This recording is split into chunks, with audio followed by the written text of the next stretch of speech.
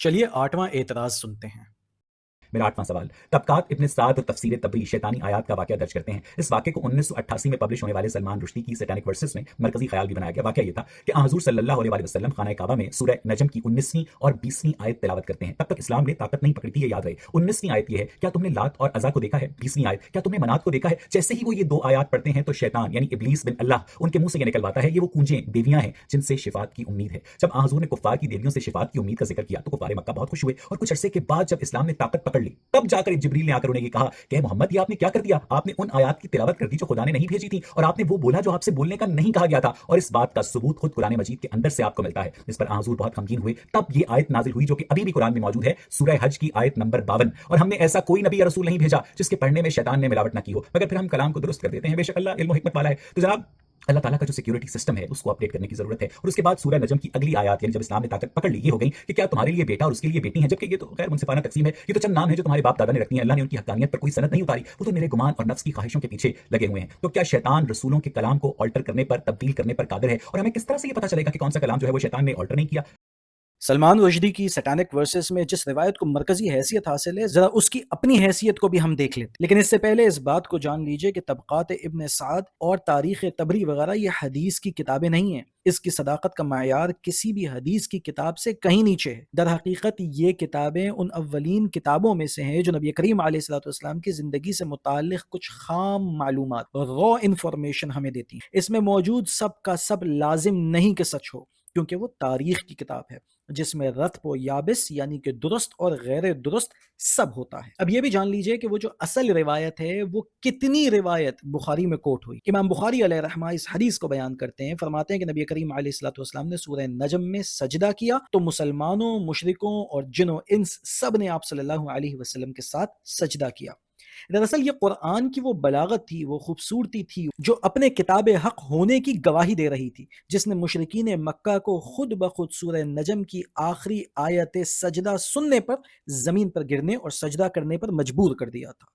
और याद रहे कि कुफारे मक्का, मुशरिकीन मक्का ये खुदा के यानी कि अल्लाह तबारक व तआला के इनकारी नहीं थे, वो तो अल्लाह के साथ दूसरे माबूदान बातिला को भी इलाह का दर्जा देते थे। लिहाजा अल्लाह को मानना उनके लिए मसला नहीं था, बल्कि अल्लाह को वैसे मानना कि जैसे मानने का हक है, ये उनके लिए मसला था। इस वाक़ये के बाद कुरैश को एहसास हुआ कि वो बाअज़मत कुरान सुनकर सजदा कर चुके थे। अब इस शर्मिंदगी को छुपाने के लिए उन्होंने ये कहानी घड़ ली कि मोहम्मद सल्लल्लाहु अलैहि वसल्लम ने दरअसल उनकी देवियों के हक में बोला था, इसलिए वो सजदे के लिए राजी हो गए। दरहकीकत ये वो मुनाफिकत और मक्कारी है जो इस मन घड़त कहानी के अंदर पाई जाती है। अब चलते हैं रिवायत की तरफ कि जिसको मौसूफ ने जिक्र किया है। याद रखिए, नबी करीम अलैहिस्सलातु वस्सलाम की जानिब जब कोई भी बात मंसूब की जाती है तो उसके सही होने के लिए बुनियादी तौर पर उसे दो क्राइटेरियाज पे पूरा उतरना होता है। नंबर एक, उसे रिवायतन दुरुस्त होना चाहिए, और नंबर दो, उसे दिरायतन दुरुस्त होना चाहिए। यानी कि आसान अल्फाज में यूं समझिए कि उसकी चेन ऑफ नरेटर्स को भी बिल्कुल परफेक्ट होना चाहिए और उसके टेक्स्ट को भी बिल्कुल दुरुस्त होना चाहिए। और जाहिर है कि जब कोई रिवायत अपनी सनद के एतबार से ही कमजोर हो जाएगी, चेन ऑफ नरेटर्स के एतबार से ही कमजोर हो जाएगी, तो फिर मतन की जानिब देखने की जरूरत ही नहीं पड़ेगी। अब देखिए सनद के बारे में मुहक्किकीन ने, उलमा ने क्या कहा है। तो उलमा फरमाते हैं कि किसी रिवायत को सनद के एतबार से कबूल करने के लिए जो 5 चीज़ें हैं, जो 5 शराइत हैं, उनमें से एक है सनद का मुत्तसिल होना, यानी कि रावी जो हदीस को रिवायत कर रहे हैं उनसे लेकर नबी करीम अलैहिस्सलातु वस्सलाम तक सनद कहीं पर भी टूटी ना हो, रावी कहीं पर भी गायब ना हो, सनद मुत्तसिल हो, चेन बिल्कुल जुड़ी हुई हो। और दूसरी चीज़ ये है कि जो रावी रिवायत करने वाले हैं वो सिका हों, वो ट्रस्ट वर्दी हों। और इस रिवायत के अंदर ना ही सनद हमें मुत्तसिल मिलती है और ना ही रावी हमें सिका मिलते हैं। हर रिवायत के अंदर ज़ोफ पाया जाता है। इस रिवायत के मुतालिक सीरत के मोतबर तरीन सवाना निगार इमाम मोहम्मद इब्न इसहाक से जब पूछा गया तो आपने फरमाया हाजा मिन वदअ ज़नादिक़ा, कि ये रिवायत जिंदीकों की घड़ी हुई है। और इसके रद में उन्होंने पूरी एक किताब तसनीफ फरमाई है। इमाम बैहक़ी अलैहि रहमा से जब पूछा गया तो आपने फरमाया हाज़िहिल क़िस्सतु गैरु साबिततिन मिन जिहतिन नक़ली, ये किस्सा सही नकल से साबित ही नहीं है, और जिन रावियों ने इसे नकल किया है वो सब मतऊन हैं। मजीद ये कि सिहा सित्ता और दीगर हदीस की मशहूर किताबों में इसका नामो निशान तक नहीं है।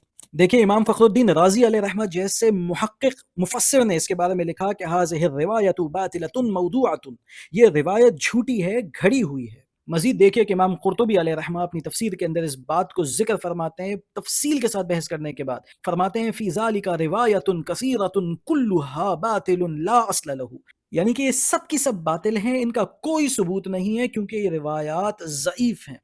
اور اس وقت آپ کے سامنے اسکرین کے اوپر وہ پوری فہرست موجود ہے ان علماء کی کہ جنہوں نے اس روایت کو باطل قرار دیا ہے، اس روایت کو موضوع یعنی کہ فیبریکیٹڈ قرار دیا ہے۔ لہٰذا تاریخ کی کتب سے اس روایت کو ذکر کرنا ڈوبتے کو تنکے کا سہارا تو ہو سکتا ہے، لیکن دلائل کے میدان میں اس کی کوئی حیثیت نہیں ہے۔ تو نتیجہ یہ نکلا کہ آپ ایک بے بنیاد روایت کی بنیاد پر قرآن کا من پسند معنی اور مفہوم بیان کر رہے ہیں، لیکن اب آپ نے کیونکہ آیت نمبر 52 کا حوالہ دیا ہے، لہٰذا اس کا درست مفہوم بیان کرنا بھی ضروری ہے۔ اس آیت کے اندر جو لفظ تمنا ہے اس کے معنی آپ نے درست بیان نہیں کیے، اس کے معنی تلاوت کے نہیں ہیں، اس کے معنی قراءت کے نہیں ہیں، بلکہ لفظ تمنا کے معنی کسی چیز کی خواہش کرنا ہے، ارمان کرنا ہے، تمنا کرنا ہے، اس کا حوصلہ کرنا ہے، اس کی اپیل کرنا ہے۔ اس آیت میں در حقیقت نبی کریم علیہ الصلاۃ والسلام کو تسلی دی جا رہی ہے کہ یہ کوئی ایسی بات نہیں ہے جو صرف آپ کے ساتھ پیش آ رہی ہے،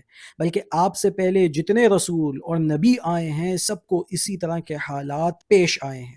جب بھی کسی نبی نے لوگوں کی ہدایت کی، ان کی اصلاح کی کوشش کی، قدم اٹھایا، حوصلہ کیا، انہیں دعوت حق دی، ان کے کردار کو سنوارنے کی، سدھارنے کی کوشش کی، تو جو شریر لوگ تھے، اشرار تھے، مفسدین تھے، وہ اسی طرح ان کے حوصلے کی راہ میں رکاوٹیں ڈالتے رہے۔ اور یہ بات بھی ذہن میں رہے کہ جب بھی نبی کریم علیہ الصلوۃ والسلام دعوت کا اور اصلاح کا کام کرتے تھے تو ابو لہب اور ابو جہل آپ صلی اللہ علیہ وسلم کی تردید کے لیے آپ کے ساتھ سائے کی طرح رہتے تھے۔ لفظ تمنا سے نبی کریم علیہ الصلوۃ والسلام کی اس تمنا اور آپ کی آرزو کی طرف اشارہ کرنا مقصود ہے جو آپ کے دل میں لوگوں کے لیے ہوتی تھی کہ لوگ اللہ کی ہدایت کو حاصل کر لیں۔ علامہ آلوسی علیہ رحمہ نے بھی بہت پیارے انداز میں اس بات کو سمجھایا ہے کہ نبی اکرم صلی اللہ علیہ وسلم جب اپنی تبلیغ کے پیش نظر امت میں وسعت کی تمنا کرتے تو شیاطین مسلمانوں کے دلوں کے اندر اسلام کے خلاف شکوک ڈالتے تھے۔ اور یاد رکھیے یہاں پہ شیطان بطور اسم جنس ہے،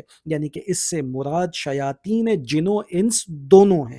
مثال کے طور پہ جب زقوم کے درخت کی بات ہوتی تو کہتے کہ جہنم میں درخت کا کیا معنی ہے؟ درخت تو لکڑی کا ہوتا ہے اور آگ لکڑی کو جلا دیتی ہے، پھر جہنم میں درخت کیسے ہو سکتا ہے؟ قرآن میں مکھی کا ذکر آتا تو کہتے اتنا بڑا خدا اور اتنی حقیر سی چیز کی مثال دیتا ہے۔ قرآن میں جب اس بات کا ذکر آتا کہ تم اور اللہ کے سوا تمہارے معبود سب جہنم کا ایندھن ہوں گے تو کہتے کہ عیسیٰ علیہ السلام کی بھی تو عبادت کی گئی ہے، اگر وہ بھی جہنم میں گئے تو ہمارے بت بھی چلے جائیں گے، تو کوئی حرج کی بات نہیں۔ جب انہیں یہ کہا جاتا کہ جس جانور پر خدا کا نام نہ لیا جائے اسے مت کھاؤ تو وہ کہتے کہ یہ کیا بات ہوئی کہ خدا کا مارا ہوا حرام ہو اور تمہارا مارا ہوا حلال ہو؟ تو اللہ تعالیٰ نے اپنے نبی کی زبان سے ان تمام شبہات کو زائل کر کے اپنے دین اور اپنی آیات کو محکم فرما دیا ہے۔ اور اس آیت مقدسہ میں نسخ کے معنی مٹانے کے ہیں۔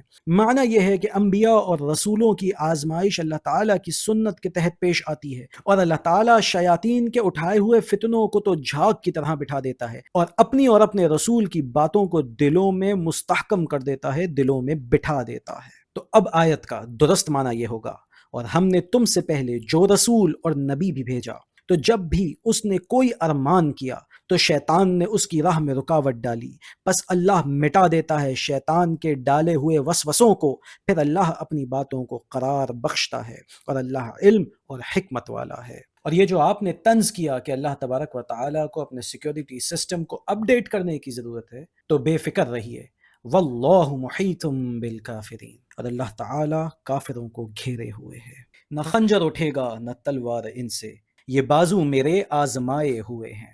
ملتے ہیں اگلے اعتراض کے جواب کے ساتھ۔